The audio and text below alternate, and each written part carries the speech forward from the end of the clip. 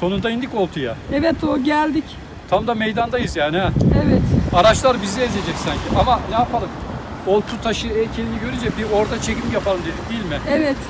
Meşhur oltu taşı simgeleşmiş Evet. ve arkasında da Kale. Oltu Kalesi. Ama Oltu Kalesi'ne çıkacağız mı bilmiyoruz. Oltu Kalesi'ne yıllardır çıkmak yasakmış. Tadilat devam ediyor.